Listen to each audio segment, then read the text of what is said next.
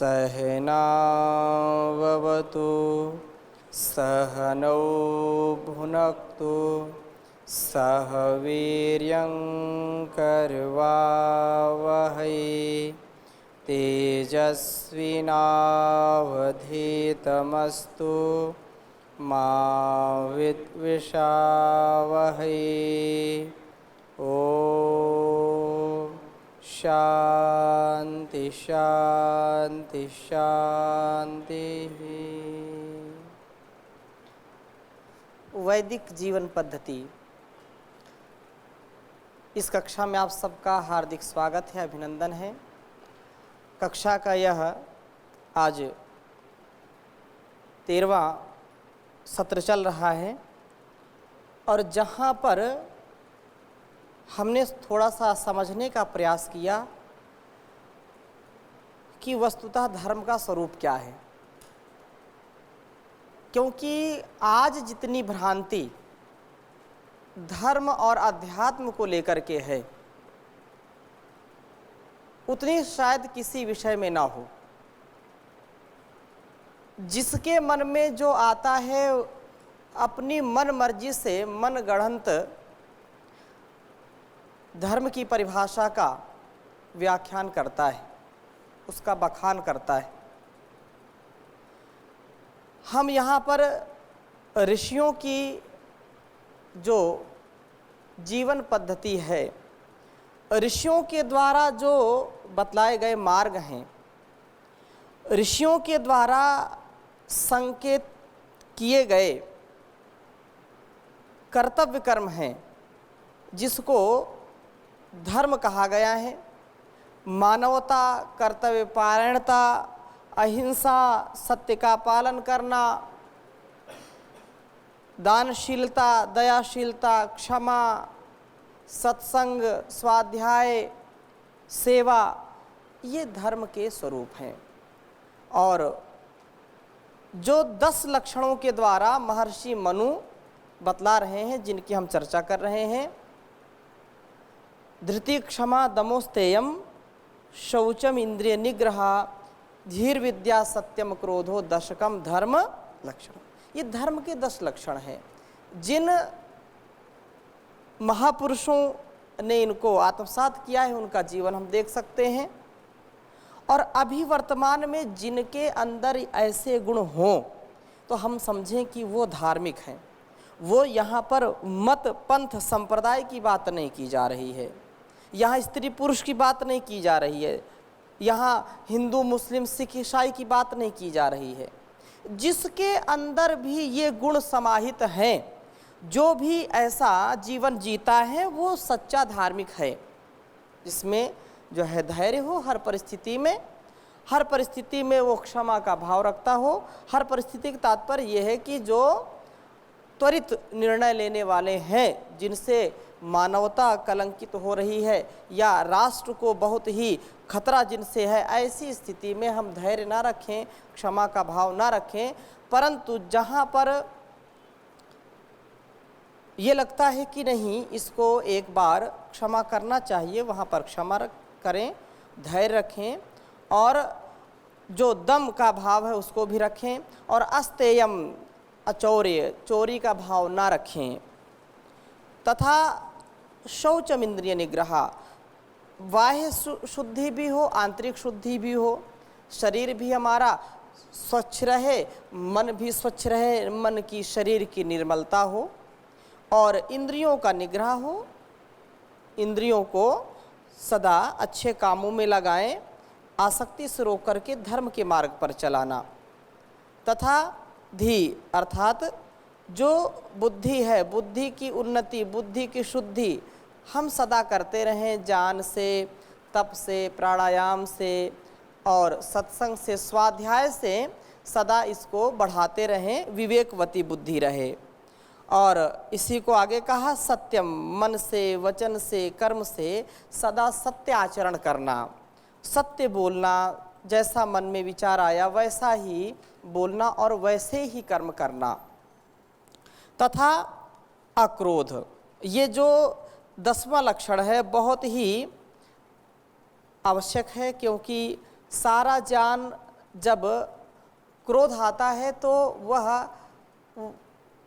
कार्य नहीं कर पाता, वह सध नहीं पाता। कार्यकाल जब ऐसी परिस्थिति उत्पन्न कर देता है जहाँ पर लगता है कि ये तो बड़ी हानि हो रही है मेरे अस्तित्व की, मेरे मान की, मेरे सम्मान की, या मेरी इच्छा की पूर्ति जहाँ पर नहीं हो रही है, जैसा मैं चाहता हूँ वैसा नहीं हो पाता, तो वहाँ पर व्यक्ति क्रोध करता है, वहाँ पर अपना अस्तित्व खो देता है। जो भी पढ़ा लिखा है, जो भी उसने जाना समझा है, उस समय उसका ध्यान उधर नहीं जा पाता। क्रोध सब कुछ जला करके भस्म कर देता है। तो कह रहे हैं कि क्रोध ना हो, अर्थात अक्रोध की जो भावना है वह धर्म का लक्षण है। अक्रोधः, क्रोध के व्यवहार और बदले की भावना का त्याग कर शांति आदि गुणों को ग्रहण करना, ये धर्म का लक्षण है। अक्रोध की भावना, महर्षि भी लिखते हैं कि क्रोध आदि दोषों को छोड़ करके शांति आदि गुणों को ग्रहण करना, ये धर्म लक्षणम, धर्म के लक्षण हैं, जिसमें 10वां लक्षण है अक्रोध। क्योंकि क्रोध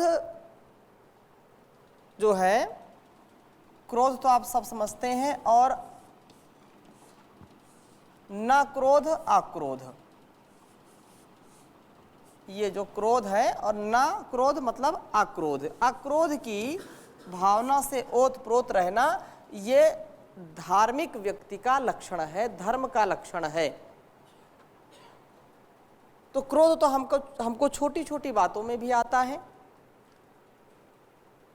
किसी जो है लेखक ने लिखा कि क्रोध व्यक्ति जो करता है, किस लिए करता है? अपनी बात मनवाने के लिए करता है।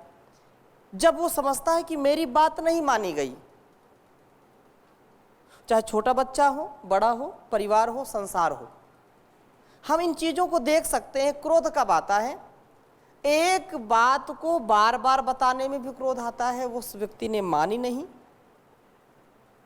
तो ये अक्रोध जो है उसका शमन करता है। मतलब क्रोध की भावना ना आना ही अक्रोध है, क्रोध ना करना ही अक्रोध है। ये धर्म का लक्षण है 10वां। तो क्रोध से हानि क्या होती है? क्रोध जब हम करते हैं तो हमारी स्मृति क्या है?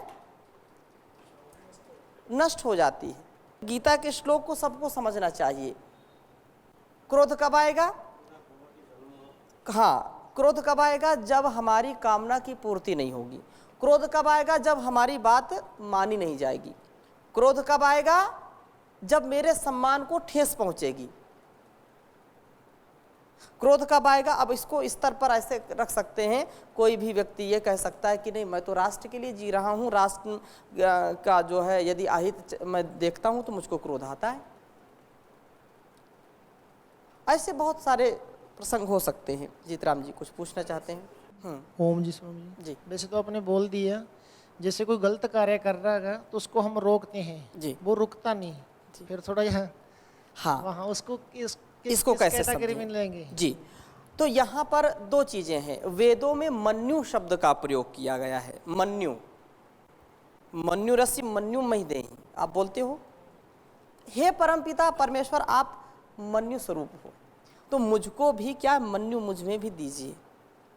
क्रोध की भावना यदि आती है, यदि क्रोध व्यक्ति करता है तो उसका अस्तित्व अंदर से पूरा हिल जाता है, और जो आरोग्यता की स्थिति रहती है वो बिल्कुल विपरीत हो जाती है, वो रोगी हो जाता है, वो तनाव का शिकारी हो जाता है, मतलब तनाव का शिकार हो जाता है, तनाव उसको दबा लेता है, और धीरे धीरे तनाव आएगा तो मानसिक रोग अनेक प्रकार के आ जाते हैं, जिससे वह नष्ट हो जाता है धीरे धीरे। बार बार श्री कृष्ण जी ने कहा कि युद्ध करो, लेकिन समत्व में रह के करो। युद्ध करो, ज्वर रहित होकर के करो। ज्वर नहीं आना चाहिए। ज्वर का मतलब यही है कि वहां पर विषाद ना आए, क्रोध ना आए, अंदर से हम बिल्कुल शांत रहें। ये कैसे हो सकता है? ये ज्ञान के स्तर पर ही हो सकता है, जहाँ स्वार्थ नहीं, जहाँ निष्काम भाव है, जहाँ पर प्रेम है, करुणा है, वहाँ पर ये क्रोध अपना अस्तित्व नहीं जमा पाता है। ये क्रोध जो है एक प्रकार की बहुत बड़ी बीमारी है, और जो व्यक्ति क्रोधी है वो धार्मिक नहीं हो सकता। क्रोध को दूसरे भावों में हम जान सकते हैं। क्रोध का ये कर सकते हैं कि उसकी जो आंतरिक स्थिति है वो दिखाने के लिए कर रहा है। कई लोग बोलते हैं मैं तो क्रोध करता नहीं हूं, लेकिन दूसरों को दबाने के लिए, डराने के लिए मैंने किया। जो सत्य में क्रोध करता है उसको कभी आप जांचने परखने का प्रयास करें। क्रोध करेगा तो उसकी वाणी ठीक ठीक नहीं निकलेगी, वाणी में कंपन आ जाएगा, बोलता कुछ है निकलता कुछ है, जाना चाहता दूसरी ओर जाता दूसरी ओर है। ऐसा कभी देखा आपने? बहुत झल्लाया हुआ जो है, जो क्रोधित व्यक्ति है, उसको देखो, उठाता कुछ है और हाथ में उठता कुछ है, लिखना कुछ चाहता है, लिख कुछ दूसरा देता है। कभी कभी बहुत गड़बड़ हो जाता है। इसलिए क्रोध का यदि भाव है तो वो व्यक्ति धार्मिक नहीं हो सकता। मनु ने कहा अक्रोध धर्म का लक्षण है। अक्रोध, क्रोध न करना। हाँ, क्रोध के व्यवहार और बदले की भावना का त्याग करना। कुछ लोग, दूसरी बात जो मनु कह रहे हैं ये बहुत इंपॉर्टेंट है, बहुत आवश्यक है, अनिवार्य है। क्या कि कुछ लोग तो ये नहीं समझ में आ रहा कि क्रोधी है, क्रोध दिखाते नहीं है, वो अंदर से क्रोध करते हैं, वो मीठी छुरी का काम करते हैं। बाहर से तो मुस्कुराते रहेंगे, लेकिन अंदर से क्रोध की भावना वो भड़कती रहती है। जैसे ही मौका मिलेगा दबोच लेंगे। ऐसे व्यक्ति और खतरनाक होते हैं। तो वो भी धार्मिक नहीं है। किसी ने कुछ कहा, उनको लगा कि ये तो ठीक नहीं है, लेकिन वो संयमी है, वो मुंह से बोलेंगे नहीं, क्रोध नहीं करेंगे, वो प्रकट नहीं करेंगे, लेकिन अंदर ही अंदर वो गांठ बांध लेंगे। एक व्यक्ति है जो भी उसको समझ में आया बोल दिया, वो कम खतरनाक है। यद्यपि वो भी ठीक नहीं है, क्रोध नहीं करना चाहिए, फिर भी उनसे ज्यादा वो व्यक्ति खतरनाक है जो बदले, मतलब क्रोध को पी गया और अंदर गांठ बांध ली। अंदर क्रोध की गांठ बंधी हुई है, जैसे कैंसर की गांठ होती है, और जब वो फूटेगी तो मतलब खतरा उत्पन्न करेगी। ऐसे ही जो व्यक्ति क्रोध की जो है पोटली को बांध करके रखते हैं, वो उससे भी ज्यादा खतरनाक होते हैं। वो तो क्या है कि क्रोध आया, बोल दिया तो उसका मन भी हल्का हो गया। लेकिन ये जो अगली बात उन्होंने कही है कि बदले की भावना का त्याग करना धर्म है, और इसको यदि बदले की भावना, मैं कह रहा हूं कि बदले की भावना मन में रखना और मौके की तलाश करना और बाहर से अच्छा व्यवहार दिखाना, अक्रोध की स्थिति में रहना, अंदर से ज्वालामुखी बनना, ये उससे ज्यादा खतरनाक है। यदि हम ऐसा किसी को देखें तो उससे जो है दूर रहने का प्रयास करें, क्योंकि कहा है कि क्रोध जब आएगा, गीता में जो मैं प्रसंग बोल रहा था कि सब कुछ व्यक्ति भूल जाता है। विषयों का ध्यान करने पर वो विषयों की जब पूर्ति नहीं होती, काम की पूर्ति नहीं होती है, तो व्यक्ति को क्रोध आता है। ध्यायतो विषयान पुंसा संगस्तेषुपजायते, संगात् संजायते कामा, कामात् क्रोधो भी जायते, क्रोधाद भवति सम्मोहा। अब देखो क्रोध से क्या होगा, जब विषयों का ध्यान करेंगे, चिंतन करेंगे, तो उसके प्रति आसक्ति बढ़ेगी। आसक्ति बढ़ेगी तो उसको प्राप्त करने की इच्छा, प्राप्त कर लिया है, उसके संग में हो लिया, विषयों का संग कर लिया। विषयों के संग में आने से कुछ क्षणिक सुख की प्राप्ति होती है, और जब लगता है ये क्षणिक सुख जा रहा है तो फिर क्या होगा, क्रोध होता है। संगात संजायते कामः कामाद क्रोधो भी जायते। जहां पर काम की भावना आई और काम में लगता है किसी ने टांग अड़ा दी, अपनी इच्छाओं की पूर्ति जहां पर नहीं हो पा रही है, वहां पर व्यक्ति को लगेगा ये पूरा नहीं हो पा रहा है, तो क्रोध होता है। और क्रोधाद भवति सम्मोहा, जब क्रोध आता है तो सम्मोह हो जाता है। सम्मोह का मतलब सम्यक मोह, मुह चित्ते। व्यक्ति को यह ध्यान नहीं रहता कि क्या सही है क्या गलत है, विमूढ़ हो जाता है। मोह की स्थिति में क्या सही है क्या गलत है, क्या दोष है क्या दोष रहित है, वो सब भूल जाता है। क्रोधात बहुत सम्मोहा, और मोह से फिर क्या होगा? मोहाद स्मृति विभ्रमा। मोह से क्या हो जाएगा? स्मृति का जो है नाश हो जाता है। हमारे दिलो दिमाग में जो छाप है कि ये सम्माननीय व्यक्ति हैं, माननीय हैं, ये हमारे गुरु हैं, ये हमारे माता पिता हैं, ये हमारे आचार्य हैं, ये मेरी पत्नी है, ये मेरा पति है, ये मेरा पुत्र है, ये मेरी पुत्री है, ये मेरे नेता हैं, मैं इनका जो है इनकी मैं प्रजा हूँ, ये सब भूल जाता है। स्मृति जो रहती है वो बिल्कुल विस्मृत हो जाती है, वो पता नहीं चलता। स्मृति भ्रंशात बुद्धिनाशो, और जब स्मृति का भ्रंश हो गया, स्मृति का नाश हो गया, तो फिर क्या हो गया? बुद्धि का नाश हो जाता है। बुद्धि, क्योंकि स्मरण है कि ये मेरे गुरु आचार्य हैं, तो इनके साथ कैसा व्यवहार करना ये बुद्धि बताएगी। ये मेरे माता पिता हैं, आचार्य हैं, ये मेरे सगे संबंधी हैं, इनके साथ कैसा व्यवहार करना है क्रोध की भी अवस्था में, इसका निर्णय कौन लेगा? बुद्धि लेगी।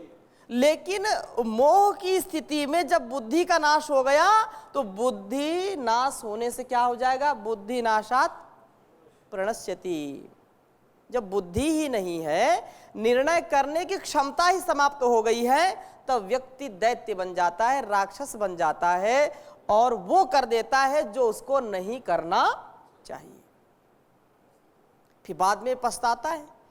परम पूज्य गुरु जी कई बार इस घटना को सुनाए कि क्रोध में व्यक्ति इतना पागल हो गया एक, कि उसने अपनी जो बहुत ही जो है सुंदर, बहुत ही सुशील, बहुत ही जो है गुणवान, गुणवती पत्नी को ही इतना क्रोध उसको आया कि पास में ही सरिया पड़ी थी और सरिया से उसको वार कर दिया उसके सिर पर, और वो तुरंत जो है स्वर्गलोक सिधार गई।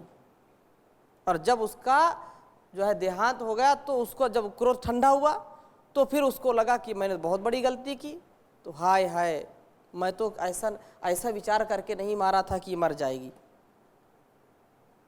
तो फिर अपने सिर पर हाथ रख के वो व्यक्ति फिर रोया बहुत। उससे फिर वो जो हानि हो जाती उसकी कभी भरपाई नहीं हो पाती। एक प्रसंग और आता है कि जो व्यक्ति क्रोध करता है वह व्यक्ति दूसरों पर प्रभाव जमा पाता है, ये तो विचारणीय है। इसमें आप क्वेश्चन मार्क लगा सकते हैं। कई तर्क देते हैं कि क्या करें, जैसे किसी को जिम्मेदारी दी गई कि भाई ये काम आपको ही फलाने या इतने मजदूरों से कराना है, जिम्मेदारी दी, आप यहाँ देख सकते हैं। तो वो चिल्लाते रहते, क्रोध ही करते रहते हैं सुबह शाम तक। उनसे बोलो भाई आप क्रोध कितना, अरे आप करो तो पता चले। बिना क्रोध के कोई काम ही करने को राजी नहीं है, करना पड़ता है क्रोध। तो ये फिर व्यक्ति का स्वभाव बन जाता है। और फिर जो व्यक्ति काम करते हैं उसके सानिध्य में, तो उनको उस चीज़ का जो है अभ्यास हो जाता। ठीक है, चिल्लाएगा, क्रोध करेगा, उनका कुछ बिगड़ता नहीं है। लेकिन जो व्यक्ति क्रोध करता है उसकी सबसे ज़्यादा हानि होती है। जैसे उदाहरण दिया शास्त्रों में कि जैसे अग्नि जलाते हैं, अग्नि जैसे लकड़ी को जलाती है, वैसे क्रोध व्यक्ति को जलाता है। ध्यान दीजिए इस बात पर। अग्नि आपने जलाई, वो माचिस से जलाई, कैसे भी जलाई, लाइटर से जलाई, किसी प्रकार से जलाई, आपने पत्थर से जलाई। पहले जिस चीज में, जिस लकड़ी में, जिस ईंधन में आपने आग लगाई, पहले उसको जलाएगी, फिर उससे आप क्या उसका उपकार ले रहे हैं? आप भोजन पका रहे हैं। माना कि नीचे चूल्हे के नीचे लकड़ी लगाई है, ऊपर आपने दाल चावल कुछ भी चढ़ाया है, तो दाल चावल पक रहा है नहीं पक रहा है इसकी गारंटी नहीं है, लेकिन लकड़ी तो जलेगी जलेगी। फिर से समझिए इस बात को। कहीं कहीं ऐसी अवस्था होती है किन्हीं किन्हीं गांवों में, बचपन में हमारे एक दो ऐसे स्थान थे जहां पर ईंधन कितना भी जला लो, उस पानी में दाल ही नहीं पकती थी, चाहे 2 घंटे चढ़ाओ 4 घंटे चढ़ाओ। तो कहने का आशय ये है कि पानी में दोष हो सकता है, दाल में भी दोष हो सकता है, वो नहीं पकेगी, लेकिन लकड़ी तो जल रही है ना। कहने का मेरे मतलब आप समझ गए होंगे कि जो व्यक्ति क्रोध कर रहा है वो जल रहा है, उसका अस्तित्व हिल रहा है, उसका दिमाग भी, उसका शरीर भी धीरे धीरे जीर्ण शीर्ण हो रहा है। अगले व्यक्ति पर उसका क्या प्रभाव हो रहा है, नहीं हो रहा है, इसको विचार करें। ये जरूर हमको समझना चाहिए कि मैं क्रोध कर रहा हूं, अपने अस्तित्व को समाप्त कर रहा हूं, अपने को बिल्कुल जो है रोगी बना रहा हूं क्रोध से, लेकिन इसका क्या प्रभाव है? जिसके लिए मैं क्रोध कर रहा हूं, जिस कारण मैं क्रोध कर रहा हूं, उस पर कोई प्रभाव पड़ रहा है या नहीं पड़ रहा है? यदि इस पर विचार करें तो महर्षि मनु का कथन सत्य होगा कि अक्रोध की भावना यदि है तब तो व्यक्ति सुरक्षित रहेगा, शांत रहेगा, उत्कर्ष को प्राप्त होगा, क्योंकि क्रोध में लिया हुआ निर्णय कभी भी ठीक नहीं होता है, क्योंकि बुद्धि युक्त नहीं है, ज्ञान युक्त नहीं है वो निर्णय, और उस व्यक्ति के ऊपर प्रभाव पड़ रहा नहीं पड़ रहा ये हम नहीं समझ सकते। किसी आज कम से कम, वो तो पहले से ही व्यवस्था रही है, आज भी हम वर्तमान में देखें, क्रोध करके किसी व्यक्ति को आप उसकी भावनाओं को, उसके स्वभाव को बदल नहीं सकते। आप बदल जाओगे, लेकिन वो उसके ऊपर विचार करना है, उसको समझना इस बात को। ओम आचार्य जी, ये क्रोध सात्विक भाव में अधिक आता है। जैसे हम ध्यान आदि करें, ध्यान में बैठे, कुछ वस्तु गिर जाए या कहाँ से आवाज़ आए तो एकदम क्रोधित हो जाते हैं, एकदम मौन स्थिति में। और कई महान संतों को भी देखा है, मुनियों को भी देखा, वो ज़्यादा क्रोध करते हैं। एक नाम आता है दुर्वासा। बोलते हैं दुर्वासा ऋषि जी को बहुत जल्दी क्रोध आ जाता था। हाँ? क्रोध के लिए फेमस है, स्वामी जी बोल रहे क्रोध के लिए फेमस है वो। तो ठीक है, यदि किसी स्थिति में किसी को क्रोध आता है और उससे वो कल्याण को प्राप्त होता है, विवेक पूर्वक कार्य करता है, तो ये तो उसी की मतलब व्यक्तिगत बात है, किसी को हम बातें नहीं कर सकते आप क्रोध मत करो। आचार्य जी, मैं कह रहा हूँ सात्विक विचारों के अब समय उसी पर आ रहा हूं, मैं उसी पर आ रहा हूं। ये कह रहे हैं कि क्रोध सात्विक अवस्था में ज्यादा आता है, तो ऐसा तो हम नहीं देखते कि सात्विक अवस्था में भी ज्यादा आता है। ध्यान को करने के लिए हम मन लगाएं और कोई चीज़ गिर गई या कोई बोल रहा है तो उनको कई बार हम समझाते हैं प्यार से, और उस समय डिस्टर्ब ना करें, कोशिश करते हैं। फिर भी बार बार हो रहा है, लगातार हो रहा है, तो उसको मन्यु कहेंगे। उसको क्या कहेंगे? मन्यु। जैसे आप सुबह से शाम तक दिनचर्या करते हो यहाँ पर, और कोई सुबह विद्यार्थी, कोई ब्रह्मचारी सोता है या कोई बड़ा व्यक्ति सो रहा है, जबकि हमारे गुरुकुल का नियम नहीं है कि आप 3:45 के बाद सोएं। कोई आलस्य में, प्रमाद में सो रहा है, आप उसको जगाओगे तो क्रोध आएगा कि नहीं आएगा? जो पुराने हैं उनको तो अभ्यास हो गया है कि भाई उनको पता है कि ऐसा नहीं करना, ये दोष है, लेकिन जो नया अभी बच्चा आया है उसको तो अभ्यास नहीं हो रहा। रात्रि में 12-1 बजे सोने वाला और सुबह 8 बजे 10 बजे उठने वाला है, और उसको गुरुकुल में आप रखा पहले और उसको जगाना आरंभ किया, तो क्रोध करेगा कि नहीं करेगा? तो क्रोध कर रहा है, और या वो व्यक्ति बार बार जाता है जगाने के लिए, फिर उसको क्रोध आ गया कि बार बार क्यों सो जाता है। तो दोनों अवस्थाओं में हमको ध्यान रखना चाहिए कि वो जैसा उसका स्वभाव है उसको बदलने में समय लगेगा, तो मेरा क्रोध डांटने के लिए उसको हो, ना कि बिल्कुल झुंझला जाए या बिल्कुल अपने को हिला दें। कैसी भी स्थिति में अपने विवेक को कभी खोना नहीं चाहिए। कितना भी हम मन्यु करें, कितना भी क्रोध करें, अपशब्द नहीं निकलना चाहिए। कितना भी क्रोध करें, कभी हाथ नहीं उठना चाहिए। और यदि हाथ उठ रहा है तो भी अंदर से ना उठे। फिर से इस बात को समझिए, यही बात श्री कृष्ण जी कह रहे हैं योगेश्वर, कि तुम युद्ध कर रहे हो, तुम धर्म का युद्ध कर रहे हो, और कितने भी आपको वध करने पड़े तो भी अंदर की स्थिति आपकी वैसी ही रहे। बड़ा कठिन काम है ये, लेकिन यदि हमने इसको साध लिया प्रतिशोध की भावना से नहीं, जैसा मनु महाराज भी कहते हैं कि बदले की भावना से ना हो। एक आप भजन में सुनते हो, ये बदले की भावना होना है। इतनी शक्ति हमें दे न दाता, मन का विश्वास कमजोर होना। हम चले नेक रास्ते पे, हमसे भूल कर भी कोई भूल होना। ठीक है। और इसी में ये जो कहा कि जो बदले की भावना होना, कि बदले की जो भावना है ये व्यक्ति को अधार्मिक बनाती है। ठंडा ठंडा, कूल कूल, अनुकूल रखें अपने जीवन को, और मुंह में शक्कर, मधुरता युक्त व्यवहार करें। दिल में आग मतलब संकल्प शक्ति आपकी जागृत रहे, प्रज्वलित रहे, ठंडी ना हो। और जो है पुरुषार्थ करें, पैर में चक्कर, पुरुषार्थ पूर्वक करें, जान पूर्वक करें, इसी में हमारा कल्याण है। तो महर्षि मनु का ये जो संकेत है कि अक्रोध धर्म का 10वां लक्षण है। अक्रोध की स्थिति में ही रहना चाहिए, क्रोध नहीं करना चाहिए।